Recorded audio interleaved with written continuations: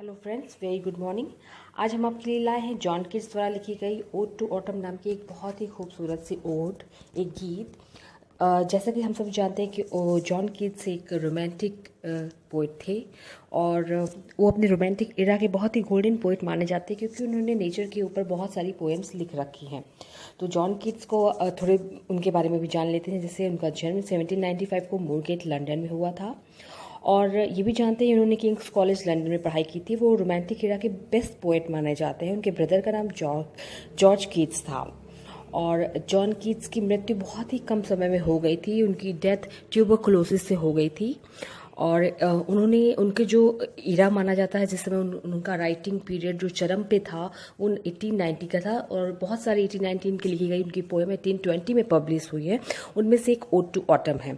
तो आइए हम थोड़ा सा उस ओड टू ऑटम पोएम के बारे में कुछ जानकारी ले लेते हैं। बहुत ही बेहतरीन ढंग से ओड टू ऑटम जो उनकी पोएम है जॉन कीट्स द्वारा लिखी गई है, बहुत ही उम्दा पोएम है और ये पतझड़ के ऊपर पूरी पोएम बेस्ड है। जो 4 प्रकार की ऋतुएं होती हैं, ठीक है, जाड़ा, गर्मी, बसंत और बरसात। तो ये उसमें ऑटम भी एक सीज़न होता है जिसमें पेड़ों की पत्तियां झड़ रही होती है और उसे पतझड़ का मौसम कहते हैं। और जैसा कि सभी जानते हैं ओड एक टाइप ऑफ सॉन्ग है, top type of narrative and descriptive addressing song है। तो यहाँ पर पतझड़ को एड्रेस करके जॉन कीट्स लिख रहे हैं ये पोएम। और देखिएगा इस पोएम की खूबसूरती को, कितनी बारीकी से उन्होंने एक एक चीज़ को मेंशन किया है ओड टू ऑटम में। तो आज की सेशन में हम केवल इसका फर्स्ट पैराग्राफ डिस्क्राइब करेंगे। होप कि आप सभी लोगों को बहुत पसंद आएगा। मेरे डिस्क्रिप्शन अगर कोई गलतियाँ हो तो उसे प्लीज़ इग्नोर करें और मेरी channel hello friends, very good morning, subscribe जरूर करें। सीजन ऑफ मिस्ट एंड मेलो फ्रूटफुलनेस। तो इस कविता की जो प्रथम पंक्ति है, the very first line of this poem is season of mist and मेलो फ्रूटफुलनेस। सीजन यानी कि मौसम, ऑफ मिस्ट कोहरे का, धुंध का, कुहासे का, धुंध का मौसम, एंड और मेलो पका हुआ, भरा हुआ, फ्रूटफुलनेस फलों से लदा हुआ, फलों से भरा हुआ। ये कुहासे का, एक धुंध का एक मौसम है, सीजन है। Close bosom friend of the maturing sun. उगते हुए सूरज की लालिमा का, उगते हुए जो ये सूरज उग रहा है उसका बॉसम फ्रेंड है कौन? पतझड़, autumn. The close bosom friend, तो घनिष्ठ मित्र है पतझड़, इस उगते हुए सूरज का, इसकी लालिमा का, इसकी किरणों का। ये ऑटम जो है क्लोज फ्रेंड है। Conspiring with him how to load and bless. Like conspire माने होता है कॉन्स्पिरेसी करना, षड्यंत्र करना। ऐसा लग रहा है कि जैसे मानो पतझड़ का मौसम ने सूरज के साथ ये मिल करके ये षड्यंत्र रच लिया हो कि with him who is him here him is sun. Conspiring with him how to load and bless, किस प्रकार से भर दे, लाद दे, एंड ब्लेस और अपना आशीष प्रदान करे। With fruit the vines that round the thatch eaves run. With fruit फलों के साथ, द वाइन्स उन बेल और लताओं के साथ, that round the thatch eaves run, जो छप्पर होते हैं, गांव में देखा होगा घरों के ऊपर छप्पर होते हैं, वो छप्पर जो छाए हुए होते हैं, उन छप्परों में किस प्रकार से उन छप्परों को पूरी तरह से बेल से, लताओं से, फलों से लाद दे। ऐसा लग रहा है कि जो पतझड़ का मौसम है, फिर से एक बार देखते हैं कि ऐसा लग रहा है कि जो पतझड़ का मौसम है ये पूरी तरह से पके हुए फलों का सीजन है और ये धुंध और कुहारे का मौसम है, वो अपने सूरज का परम और घनिष्ठ मित्र है। ऐसा लग रहा है मानो ये पतझड़ का मौसम अपने सूरज और के साथ ये मिलके षड्यंत्र कर रहा है कि किस प्रकार से हम इस मौसम को और रंगीन और खुशमिजाज बनाने के लिए जो छप्पर छाए हुए हैं, फैले हुए हैं, उनको बेलों और लताओं से और पके हुए फलों से पूरी तरह से भर दे, लाद दे। Next stanza, to bend with apples the most cottage trees. To bend with apples, bend मतलब झुका देना, विद एप्पल्स सेबों के साथ, द मोस्ट कॉटेज ट्रीज, जो कॉटेज जो झोपड़ी के बने हुए पेड़ और लकड़ियों के बने के पेड़ है, जो मॉस्ट है, मॉस्ट मतलब काई होती है, ठीक है, जो आप पुराने घरों पर आप देखोगे तो काई जम जाती है, पानी और बरसात की वजह से, मिट्टी और की वजह से वहाँ पर काई जम जाती है। तो काई के जमे हुए जो पेड़ हैं, लकड़ी के पेड़ हैं, उनको किस प्रकार से बेंड विद एप्पल्स, उन्हें इतने ज़्यादा सेब से भर दें कि वो झुक जाए। And fill all fruit with ripeness to the core, and fill all fruit, और सारे प्रकार के फलों से सभी प्रकार को इस प्रकार से भर दे, इस प्रकार से रस से भर दे, गूदे से भर दे, राइपनेस पके हुए, टू द कोर, कि वो अंदर तक पूरे जो फ्रूट्स होते हैं वो पक जाए, to the core, the very inner cells of any fruits. तो वो राइटर यहाँ पे कहना चाह रहा है, जॉन केट्स कहना चाह रहा है कि किस प्रकार से वो दोनों कंस्पायर कर रहे हैं, कौन, ऑटम एंड सन, कि how they will able to fill all the fruits with ripeness to the core, किस प्रकार से कोने तक उन फलों को पका दे, टू सेल द गोड आप देखेंगे कि बहुत सारे जो वेजिटेबल्स होती हैं वो गोड लाइक लौकी एंड पम्पकिन लाइक कद्दू, ये गोड फल माने जाते हैं, ठीक है। And plum the hazel cell to swell the gourd, किस प्रकार से लौकी और कद्दू के फलों को भर दे, पका दे। And plum the hazel shells, hazel होते हैं अखरोट की जो शेल्स, अखरोट के जो बीज होते हैं उनको भी किस प्रकार से हम भर दें, खचाखच एकदम। उसका कहने का मतलब फल एकदम हो तो अंदर तक पके हों, फ्रूट्स हो वो अंदर तक पके हों, रसीले हों और गूदेदार हो जाए। With a sweet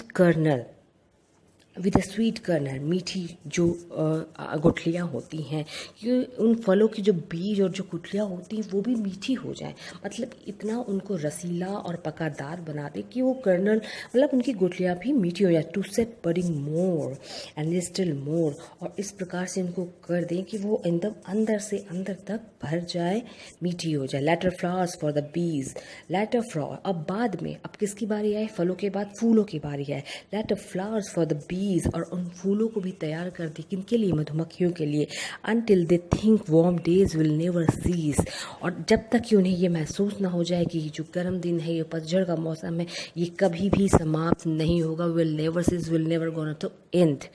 for summer has over brimmed their clammy shells, for summers, क्योंकि गर्मी के लिए, हैज़ ओवर ब्रिम्ड, ऊपर तक भरा हुआ है, देयर क्लैमी शेल्स, वो जो शेल्स हैं, जो गुठलियाँ हैं वो पूरी ओवर ब्रिम्ड, मतलब आप देखोगे ग्लास में अगर पानी ऊपर तक भर दो तो वो ब्रिम्ड कहलाता है, ठीक है। तो brim area of the glass, तो यहाँ ओवर ब्रिम्ड का मतलब है एकदम भरा हुआ, जैसे गिलास भरा हुआ होता है पानी का ग्लास, वैसे ही यहाँ पर बोला गया है। For summer has over brim their clammy shells, क्योंकि जो गर्मी की ऋतु आने वाली है वो पूरी ऊपर तक भर गई है। तो क्यों ना हम ऐसा करें कि इस पतझड़ के मौसम में फलों और फूलों को इतना ज़्यादा अंदर तक पका दें कि वो बहुत ही सुंदर हो जाए, लोगों के लिए राहत देने वाला हो जाए। तो ये था फर्स्ट स्टैंजा। नेक्स्ट स्टैंजा हम अपने नेक्स्ट सेशन में जरूर डिस्कस करेंगे। तब तक के लिए लाइक और सब्सक्राइब करना बिल्कुल ना भूलें। Thank you.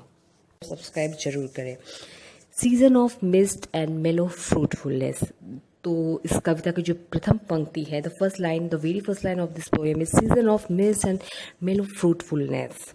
सीजन यानी कि मौसम, ऑफ मिस्ट कोहरे का, धुंध का, कुहासे का, धुंध का मौसम, एंड और मेलो पका हुआ, भरा हुआ, फ्रूटफुलनेस फलों से लदा हुआ, फलों से भरा हुआ, ये कुहासे का, एक धुंध का एक मौसम है, सीजन है। Close bosom friend of the maturing sun, उगते हुए सूरज की लालिमा का, उगते हुए जो ये सूरज उग रहा है उसका बॉसम फ्रेंड है कौन, पतझड़, autumn. The close bosom friend, तो घनिष्ठ मित्र है पतझड़, इस उगते हुए सूरज का, इसकी लालिमा का, इसकी किरणों का, ये ऑटम जो है क्लोज फ्रेंड है। Conspiring with him how to load and bless, like conspire माने होता है कॉन्स्पिरेसी करना, षड्यंत्र करना। ऐसा लग रहा है कि जैसे मानो पतझड़ का मौसम ने सूरज के साथ ये मिल करके ये षड्यंत्र रच लिया हो कि with him who is him here him is sun, conspiring with him how to load and bless, किस प्रकार से भर दे, लाद दे, एंड ब्लेस और अपना आशीष प्रदान करे, with fruit the vines that round the thatch sheeps run, with fruit फलों के साथ, द वाइन्स उन बेल और लताओं के साथ, that round the thatch sheeps run, जो छप्पर होते हैं, गांव में देखा होगा घरों के ऊपर छप्पर होते हैं, वो छप्पर जो छाए हुए होते हैं, उन छप्परों में किस प्रकार से उन छप्परों को पूरी तरह से बेल से, लताओं से, फलों से लाद दे। ऐसा लग रहा है कि जो पतझड़ का मौसम है, फिर से एक बार देखते हैं कि ऐसा लग रहा है कि जो पतझड़ का मौसम है ये पूरी तरह से पके हुए फलों का सीजन है, और ये धुंध और कुहारे का मौसम है, वो अपने सूरज का परम और घनिष्ठ मित्र है। ऐसा लग रहा है मानो ये पतझड़ का मौसम अपने सूरज और के साथ ये मिलके षड्यंत्र कर रहा है कि किस प्रकार से हम इस मौसम को और रंगीन और खुशमिजाज बनाने के लिए जो छप्पर छाए हुए हैं, फैले हुए हैं, उनको बेलों और लताओं से और पके हुए फलों से पूरी तरह से भर दे, लाद दे। Next stanza, to bend with apples the most cottage trees. To bend with apples, bend मतलब झुका देना, विद एप्पल्स सेबों के साथ, द मोस्ट कॉटेज ट्रीज, जो कॉटेज जो झोपड़ी के बने हुए पेड़ और लकड़ियों के बने के पेड़ है, जो मॉस्ट है, मॉस्ट मतलब काई होती है, ठीक है, जो अब पुराने घरों पर आप देखोगे तो काई जम जाती है, पानी और बरसात की वजह से, मिट्टी और की वजह से वहाँ पर काई जम जाती है। तो काई के जमे हुए जो पेड़ हैं, लकड़ी के पेड़ हैं, उनको किस प्रकार से बेंड विद एप्पल्स, उन्हें इतने ज़्यादा सेब से भर दें कि वो झुक जाए। And fill all fruit with ripeness to the core, and fill all fruit, और सारे प्रकार के फलों से, सभी प्रकार को इस प्रकार से भर दे, इस प्रकार से रस से भर दे, गूदे से भर दे, राइपनेस पके हुए, टू द कोर, कि वो अंदर तक पूरे जो फ्रूट्स होते हैं वो पक जाए, to the core, the very inner cells of any fruits. तो वो राइटर यहाँ पे कहना चाह रहा है, जॉन केट्स कहना चाह रहा है कि किस प्रकार से वो दोनों कंस्पायर कर रहे हैं, कौन, ऑटम एंड सन, कि how they will able to fill all the fruits with ripeness to the core, किस प्रकार से कोने तक उन फलों को पका दे। टू सेल द गोड, गोड आप देखेंगे कि बहुत सारे जो वेजिटेबल्स होती हैं वो गोड लाइक लौकी, लौकी एंड पम्पकिन लाइक कद्दू, ये गोड फल माने जाते हैं, ठीक है। And plum the hazel cell, to sell the gourd, किस प्रकार से लौकी और कद्दू के फलों को भर दे, पका दे। And plum the hazel shells, hazel होते हैं अखरोट की जो शेल्स, अखरोट के जो बीज होते हैं, उनको भी किस प्रकार से हम भर दें, खचाखच एकदम। उसका कहने का मतलब फल एकदम हो तो अंदर तक पके हों, फ्रूट्स हो वो अंदर तक पके हों, रसीले हों और गूदेदार हो जाए। विद अ स्वीट कर्नल, मीठी जो गुठलियाँ होती हैं, कि उन फलों की जो बीज और जो गुठलियाँ होती हैं वो भी मीठी हो जाए, मतलब इतना उनको रसीला और पकादार बना दे कि वो कर्नल मतलब उनकी गुठलियाँ भी मीठी हो जाए। To set budding more and still more, और इस प्रकार से इनको कर दें कि वो एकदम अंदर से अंदर तक भर जाए, मीठी हो जाए। Letter flowers for the bees, letter flower, अब बाद में, अब किसकी बारी आए, फलों के बाद फूलों की बारी आए। Letter flowers for the bees, और उन फूलों को भी तैयार कर दी, किनके लिए, मधुमक्खियों के लिए। Until they think warm days will never cease, और जब तक कि उन्हें ये महसूस ना हो जाए कि जो गर्म दिन है, ये पतझड़ का मौसम है, ये कभी भी समाप्त नहीं होगा। Will never cease, will never gonna to and.